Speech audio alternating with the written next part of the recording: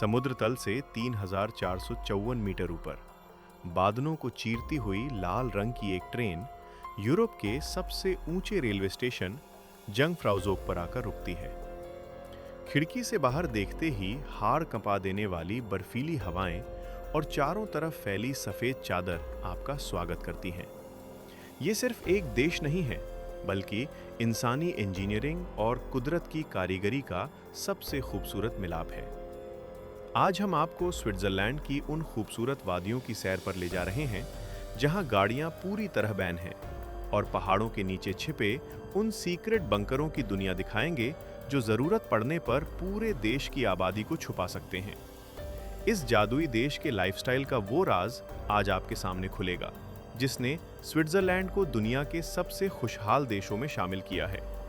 अगर आपने इस सफर का आखिरी हिस्सा छोड़ दिया तो आप उस छिपी हुई घाटी के बारे में कभी नहीं जान पाएंगे जो असल में स्वर्ग जैसी दिखती है और जहां वक्त सचमुच थम जाता है। दुनिया डिकोडेड पर आपका बहुत बहुत स्वागत है। अगर आप हमारे साथ दुनिया के ऐसे ही अनोखे कोनों को करीब से देखना चाहते हैं तो अभी सब्सक्राइब जरूर कर लीजिए ताकि कोई भी रोमांचक सफर आपसे छूट न जाए। यूरोप के बीचों बीच बसा स्विट्जरलैंड लगभग 90 लाख लोगों का घर है, लेकिन इसकी खूबसूरती पूरी दुनिया के दिलों पर राज करती है।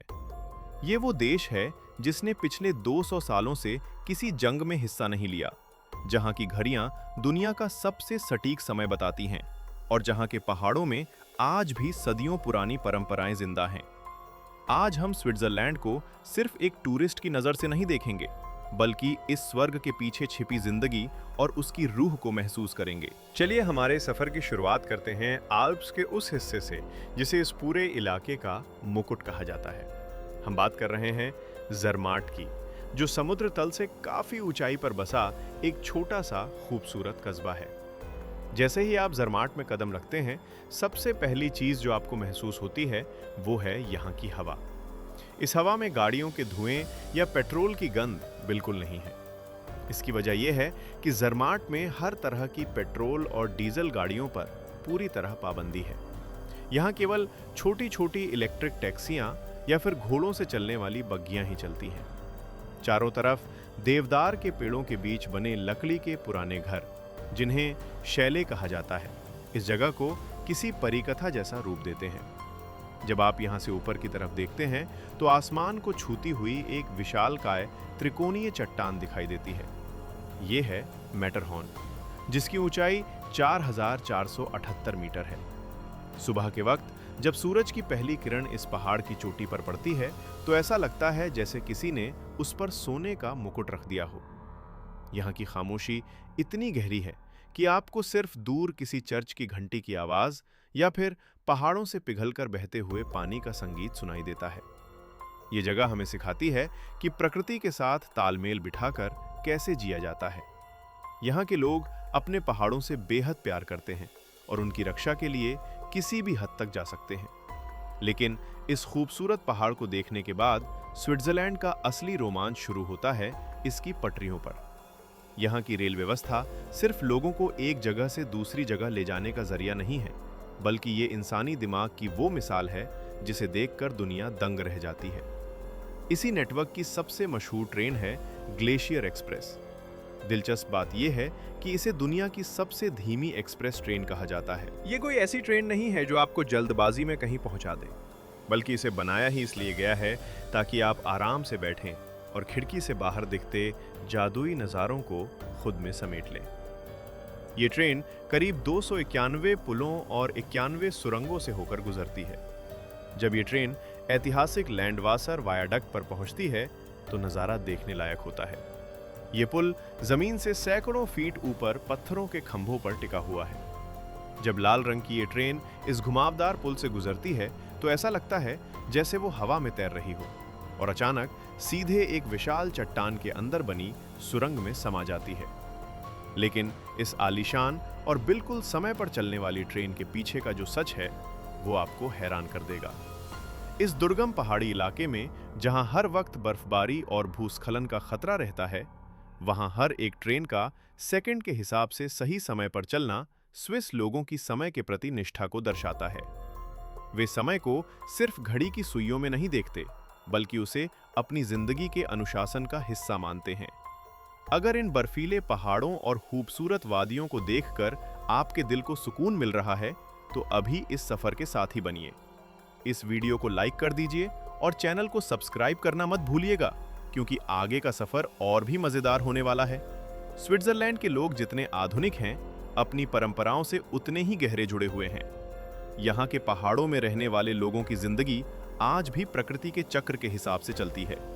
शरद ऋतु की शुरुआत होते ही यहाँ एक बेहद अनोखा त्योहार मनाया जाता है, जिसे आलपबजुग कहते हैं। गर्मियों के महीनों में गायों को पहाड़ों की ऊंची घास चरने के लिए छोड़ दिया जाता है, और जब ठंड शुरू होने लगती है तो उन्हें वापस नीचे गांवों में लाया जाता है। लेकिन ये कोई साधारण वापसी नहीं होती। गांव के लोग अपनी गायों को फूलों के मुकुटों से सजाते हैं, उनके गलों में बड़े बड़े घंटे बांधते हैं और पूरे उत्सव के साथ उनका स्वागत करते हैं। ये नज़ारा इतना रंग बिरंगा और जीवंत होता है कि इसे देखने के लिए दुनिया भर से लोग आते हैं। इसी दौरान घाटियों में गूंजती है एल्फॉन की आवाज। एल्फॉन लकड़ी से बना एक बेहद लंबा और मुड़ा हुआ वाद्य यंत्र होता है। पुराने जमाने में चरवाहे एक पहाड़ से दूसरे पहाड़ पर बैठे अपने साथियों से बात करने के लिए इसका इस्तेमाल करते थे। इसकी गहरी और भारी आवाज जब पहाड़ों से टकराकर वापस आती है तो रोंगटे खड़े कर देती है। ये आवाज सिर्फ एक धुन नहीं है, बल्कि ये इन पहाड़ों के रखवालों की सदियों पुरानी कहानी बयां करती है। यहाँ की झीलों का पानी इतना साफ है कि आप उसमें अपना चेहरा देख सकते हैं, और ये सब इसलिए मुमकिन हो पाया है क्योंकि यहाँ का हर नागरिक अपनी धरती को पूजता है। वे जानते हैं कि अगर वे प्रकृति का ख्याल रखेंगे तो प्रकृति उनका ख्याल रखेगी। पहाड़ों की इस सैर के बाद चलिए अब आपको ले चलते हैं स्वाद के एक ऐसे सफर पर जो सीधे आपके दिल तक पहुंचेगा। जब बात स्विट्जरलैंड की हो तो दिमाग में सबसे पहले चॉकलेट का नाम आता है। लेकिन यहाँ की चॉकलेट इतनी मखमली और स्वादिष्ट क्यों होती है, इसके पीछे की कहानी भी बड़ी दिलचस्प है। इसका राज छिपा है यहाँ की गायों में।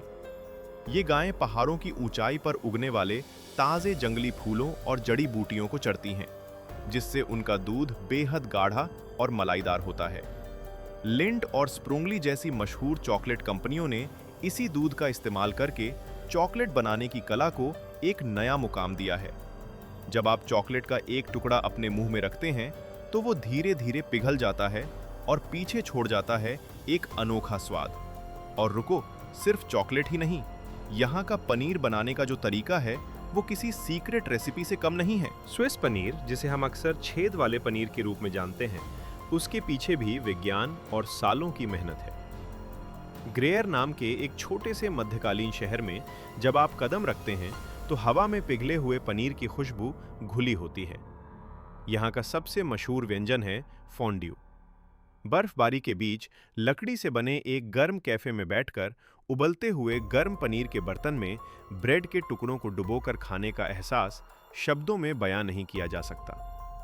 क्या आप भी ऐसी शांत और सुकून भरी जिंदगी जीना चाहते हैं? मुझे कमेंट्स में लिखकर बताइए कि इस सफर का कौन सा हिस्सा अब तक आपको सबसे ज्यादा पसंद आया है। ऊपर से शांत और बेहद खूबसूरत दिखने वाले इस देश का एक ऐसा चेहरा भी है जिसके बारे में बहुत कम लोग जानते हैं। स्विट्जरलैंड ने 1815 के वियना कांग्रेस के बाद से हमेशा खुद को निष्पक्ष यानी न्यूट्रल रखा है। उन्होंने किसी भी वैश्विक लड़ाई में हिस्सा नहीं लिया, लेकिन इसका मतलब ये नहीं है कि वे अपनी सुरक्षा को लेकर लापरवाही बरतते हैं। सच तो ये है कि स्विट्जरलैंड के खूबसूरत पहाड़ों के नीचे एक पूरी समानांतर दुनिया बसी हुई है।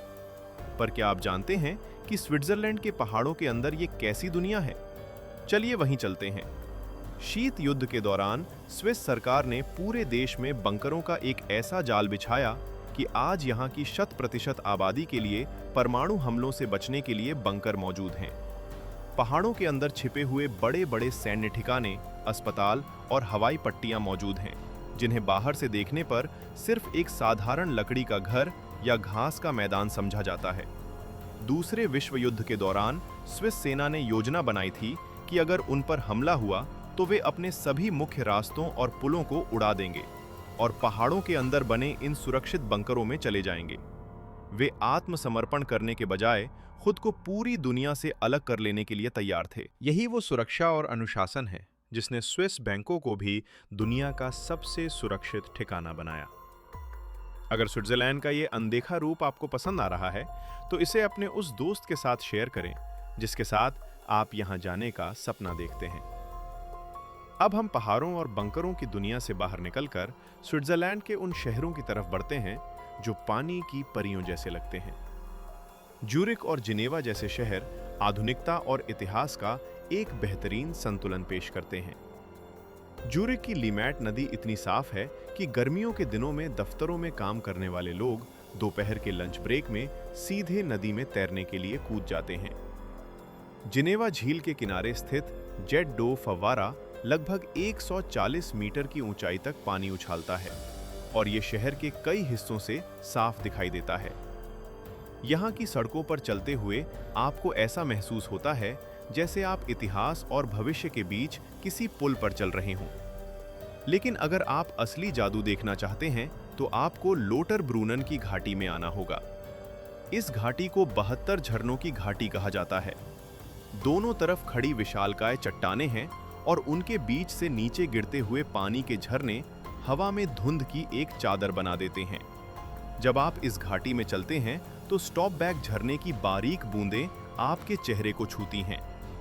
यहाँ की हरियाली और पहाड़ों से गिरता पानी आपको यह एहसास कराता है कि इंसान कुदरत के सामने कितना छोटा है और उसकी बनाई हुई ये दुनिया कितनी विशाल है।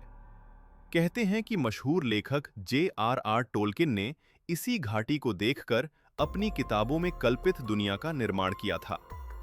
लोटरब्रूनन की इसी घाटी में जब शाम ढलने लगती है तो एक जादुई नजारा देखने को मिलता है। सूरज की आखिरी किरणें जब पहाड़ों की चोटियों को छूकर निकलती हैं तो चट्टानों का रंग धीरे धीरे लाल और फिर गहरा नारंगी हो जाता है। झरनों के गिरने का शोर जो दिन में बहुत तेज लगता था, अब शाम की शांति में एक मीठे संगीत की तरह महसूस होने लगता है। इस पल में वहां खड़े होकर जब आप गहरी सांस लेते हैं तो आपको महसूस होता है कि दुनिया चाहे कितनी भी तेजी से भाग रही हो, चाहे कितने भी बदलाव आ रहे हों, धरती का ये कोना सदियों से ऐसे ही शांत और अडिग खड़ा है। ये वो पल होता है जब आपके अंदर का सारा तनाव गायब हो जाता है और सिर्फ एक असीम शांति बचती है। स्विट्जरलैंड केवल एक खूबसूरत पर्यटन स्थल नहीं है, बल्कि ये एक बहुत बड़ा सबक है। ये हमें दिखाता है कि कोई देश कैसे दुनिया की सबसे बड़ी अर्थव्यवस्थाओं में शामिल होकर सबसे बेहतरीन तकनीक विकसित करके भी अपनी नदियों को साफ रख सकता है, अपने जंगलों को बचा सकता है और अपनी परंपराओं का सम्मान कर सकता है। यहाँ की असली विलासिता पैसे या गाड़ियों में नहीं है, बल्कि उस समय और शांति में है जो यहाँ के लोग हर दिन जीते हैं। जैसे ही हमारी ट्रेन बादलों से नीचे उतरती है और पहाड़ों पर शाम की लालिमा छा जाती है, एक बात साफ हो जाती है कि स्विट्जरलैंड सिर्फ आंखों को सुकून देने वाली जगह नहीं है, ये रूह को छू लेने वाला एक एहसास है। एक ऐसा एहसास जो आपके वापस लौट जाने के बाद भी पहाड़ों की ठंडी हवा बनकर हमेशा आपके साथ रहता है।